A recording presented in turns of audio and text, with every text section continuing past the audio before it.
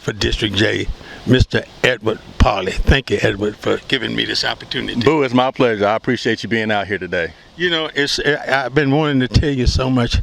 Thank you so much of what you did for me when Miss Carolyn Evans-Shabab gave me that proclamation. You stood up for me. It really made me feel good because I work out of District D, which is Miss Carolyn Evans-Shabab, but I live in District J, which is you. Yes, sir. And you know, and I'm so thankful for what you did for me. You're a living legend, Boo. And every time we meet, you impart a lot of wisdom upon me, a lot of things that you've learned, your experiences, your circumstances growing up, and things that I need to know to help me be a better leader about things that have happened in the past, sacrifices that people have made, efforts that have been done. And so you deserve it. You're a living legend here in the city, and we were happy to do it for you. You know, I thank you so much, Edward, on that. And I come to say that, you know, in the district, since you've been the city councilman to represent us, and I love to go out in my backyard and see the patrol of the bike trail that you did. How did that come about? Well, we wanted to bring more patrol to the area, so we came up with the District J Patrol, which is a specialized community-led effort where we have an HPD patrol that focuses on neighborhood quality of life crime. So parking on the lawns, homeless encampments, junk motor vehicles, graffiti abatement, some of the smaller low-level quality of life crimes that HPD doesn't always get to on time. District J, we have our own patrol that solely focuses on that. So when you see those patrol vehicles rolling down your street or back on the bayou trails, that's who it is. So you can learn more about it by going on districtjpatrol.com, or if you want to file a report about something that's going on in your neighborhood that you want HPD to address, districtjpatrol.com. And you know, it's such a good thing to be able to be there to video and document that special historical event that you had, and to know that those two patrol units are out in the southwest, which would be the Sharpstown area. Yeah, so they run out of the Midwest substation as well as the South Gessner substation, and we have a new focus area starting this summer, which will be the west side. So all parts of District J will be covered with your own specialized neighborhood patrol. And another thing that I also want to congratulate you on your respond time. Man, I was amazed. Out of all the 911 calls, District J was the #1 district who respond to the calls and complaints. Well, a lot of that effort goes to my staff. I have a extremely talented and bright staff that works for me at City Hall.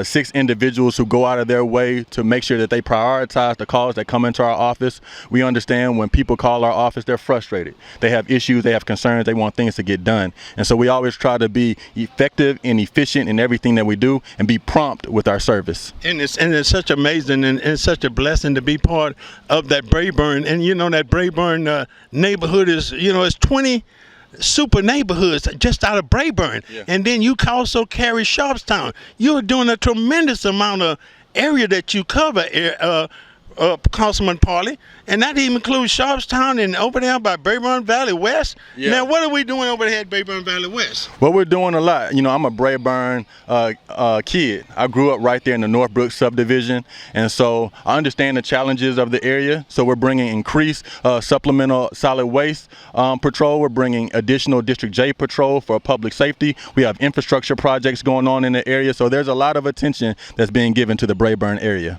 Wow, and then you also have to come through over there by Sharpstown. You're doing over there by the Gulfton area. Man, you guys, your district is just so, it's just amazing how wide it is, Edmund. So it's about 200,000 people, the most densely populated area of the city of Houston, as well as the most diverse. And so we have Gulfton, Sharpstown, Brayburn, A-Leaf, Westwood, Sharpstown.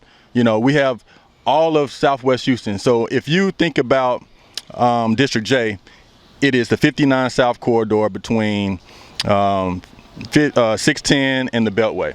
Wow. So when you think about it, we have Little Ethiopia, we have the Gandhi District, we have Asiatown, we have so many different diverse pockets, authentic cuisine, great diversity in our retail and our commercial. So it's a great place to live, work, and play.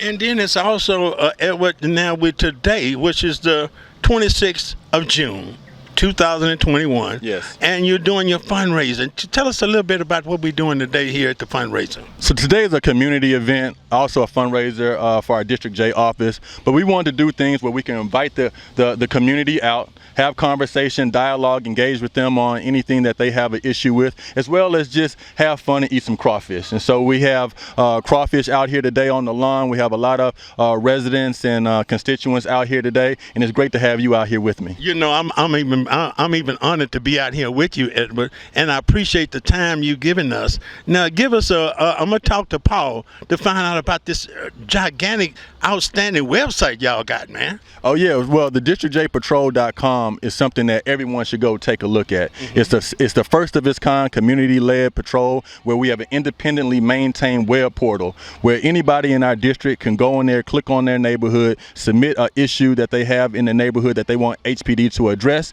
and then that HPD, District J Patrol, will come out and address it, and not only address it, but it'll track it online. So it's very transparent, and it's very innovative. So this thing can be monitored, right? It can be monitored because we want to make sure that we're not just reporting things and it's being overlooked. So after you report it, you'll see it listed on the website, and it'll give the progress of what's going on with that report. In other words, it'll give you the status of how far you are on that report. There you go.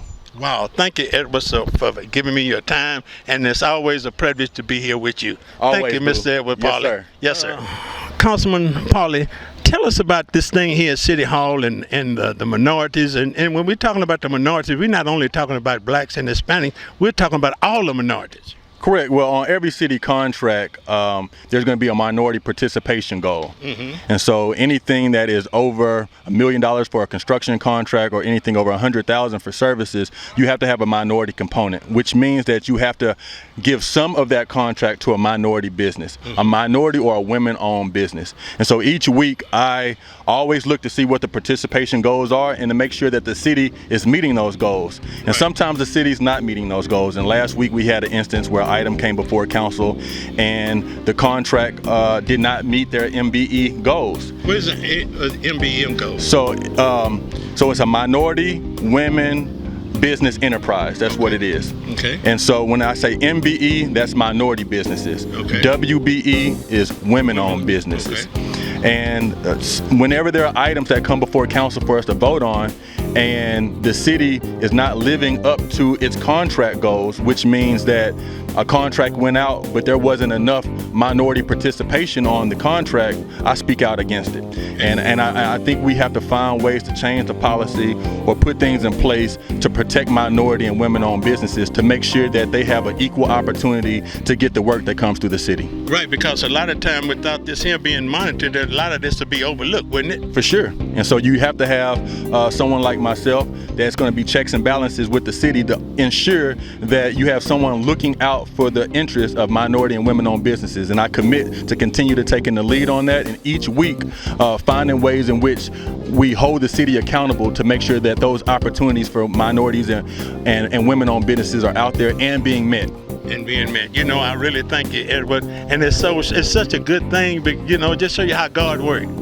Even though I work out of the city council lady, Miss Carolyn Evans Shabab, and I live in your district, which is District J, and y'all sit right next to each other in the city council meeting. And I'm a Morehouse man, and she's a Spelman sister, and we have a good connection, good synergy, and love working with her. Wow, thank you, Edward, so much. God bless you. Yes, sir.